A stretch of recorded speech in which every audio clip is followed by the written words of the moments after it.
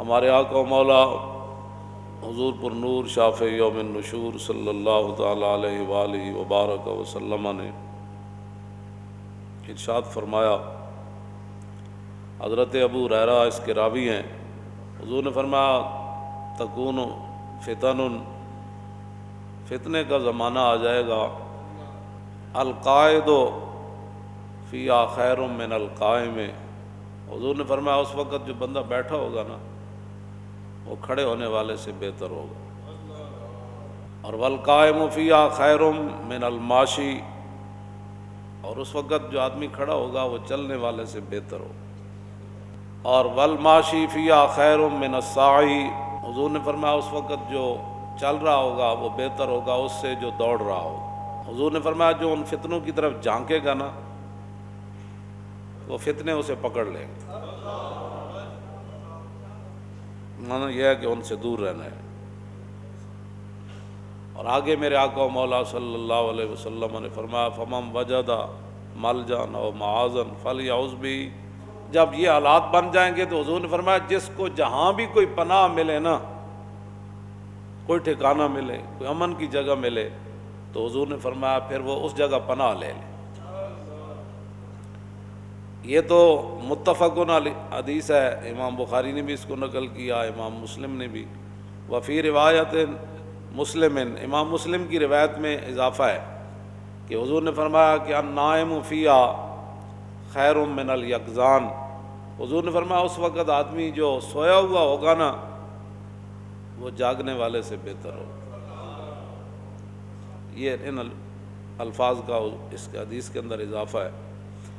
تو معنی یہ ہے کہ فتنہ ہی ہوتا ہے، وہ جس انداز میں بھی ہو۔ آدم علیہ السلام کے زمانہ اقدس سے لے کر قیامت تک یہ جو ابھی 1 بجنے والا ہے سامنے والی گھڑی میں 1 منٹ اس میں رہتا ہے، یہ دوبارہ قیامت تک یہ وقت لوٹ کر واپس نہیں آئے گا۔ تو معنی یہ ہے کہ آج کوئی نئے فتنے تو ہوئے نہیں، نئی بیماریاں تو ہوئی نہیں، لیکن حضور نے فرمایا نا کہ اس طرح فتنے یکدم بندہ مفتون نہیں ہوتا، فتنوں میں مبتلا۔ تورد الفتن علی القلوب کالحصیر عودا عودا، حضور نے فرمایا جس طرح یہ چٹائی بنی جاتی ہے نا ایک تنکا لگا کر چٹائی، حضور نے فرمایا ایسے فتنے دلوں پر پیش کیے جائیں گے، ایسے فتنے پیش کیے جائیں گے۔ اور میرے آقا نے فرمایا کہ جو ان فتنوں کو قبول کرے گا تو نکتت فیہ نکتۃ سودا، پھر جیسے جیسے وہ فتنوں کو قبول کرے گا اس کے دلوں پر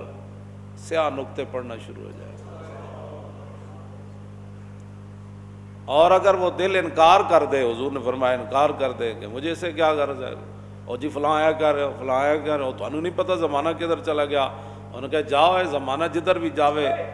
تو بخدا خدا کا یہی ہے۔ حضور نے میرے آقا نے فرما دی، بات ختم ہے۔ تو حضور نے یہ بات فرما دی۔ حضرت عمران بن حسین، صاد کے ساتھ یہ حسین ہے، سین کے ساتھ نہیں، یہ صحابی ہے، تو ان کے سامنے ذکر ہوا کہ حیا بڑی اچھی چیز ہے، تو ایک آدمی کہنے لگا کہ بعض حیات بزدلی کی وجہ سے ہوتے ہیں، بندہ حیادار نہیں ہوتا، ڈرتا ہے۔ تو آپ جلال میں آ گئے، فرمایا جب رسول اللہ نے فرما دیا الحیاء خیر کلہ، حضور نے فرمایا حیا جس صورت میں بھی ہو وہ خیر ہی خیر ہے، تو یہ کیا بات کر رہا ہے، تو اپنی طرف سے یہ 2 باتیں کیوں کر رہا ہے کہ بھئی ایک حیا ایسے ہوتا ہے، بس حضور نے فرما دیا حیا بہتر ہی بہتر۔ تو پھر آدمی آہستہ آہستہ پھر جب ایسی باتیں سوچتا ہے، تو جو میں یہ بات ہمیشہ کرتا ہوں، میں نے تو نہیں پڑھا کہ صحابہ نے بیٹھ کر پھر حضور کے علم کو تولا ہو، ہاں جی، پھر حضور کے معراج شریف پر آنے جانے پر بیٹھ کر کتابیں لکھی ہوں، باتیں کی ہوں، کہ پھر یہ کہا ہو کہ یہاں سے حضور سنتے ہیں تو یہاں نہیں سنتے۔ تو جب انہوں نے حد ہی کر دی تو اس کے بعد تو بعد میں پھر لوگ آ گئے، پھر لوگوں کو اپنے علم کا خمار چڑھا، کئیوں کو اپنے تقوی کے خمار چڑھے، کہ جب رسول اللہ کی اس زندگی مبارک جو ہے وہ ہمارے لیے نمونہ ہے، جس طرف سے بھی کوئی دیکھے گا نور ہی نور ہوگا۔ ہاں جی، جس طرف سے بھی وہ دیکھے گا وہ جناب اس کے لیے ہدایت ہی ہدایت ہوگی۔ تو جب رسول اللہ کی ظاہری حیات میں بہت سارے معاملات ہوئے، فاروق اعظم رضی اللہ تعالیٰ عنہ کے دور میں آگ ظاہر ہوئی، وہ بڑھنے لگی اس طرح، تو حضرت فاروق اعظم نے حضرت تمیم داری کو فرمایا جاؤ اس آگ کو روکو۔ تو کہا جی میں کیا کر سکتا ہوں؟ فرمایا تو ہی تو روک سکتا ہے اس کو۔ تو حضرت تمیم داری گئے، انہوں نے وہ سوٹا اٹھایا اور آگ کو ایسے آگے لگایا جیسے ریوڑ کو آگے لگایا جاتا ہے، اور آپ اس آگ کو ریوڑ کی طرح دھکیل کر لے گئے پیچھے۔ آپ کے ڈنڈے کو دیکھ کر آگ پیچھے مڑ گئی۔ تم آیا نہ ڈرتے ہو کیوں بد نصیبہ۔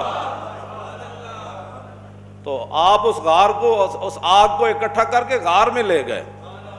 اور غار کے اندر داخل کر کے باہر تشریف لائے۔ حضرت عمر فرماندے ہوندے سن، فرمایا جس نے تمیم داری نو ویکھیا اور جنہیں نہیں ویکھیا دونوں برابر نہیں ہو سکتے۔ تو یہ فتنے اور فساد ہر دور میں رہے ہیں، لیکن اس دور میں چونکہ میڈیا اور یہ ایسی ایسی چیزیں لوگوں کے سامنے گھڑتا ہے، لوگوں کا اللہ رسول پر پتہ نہیں یقین کیوں اٹھ گیا ہے۔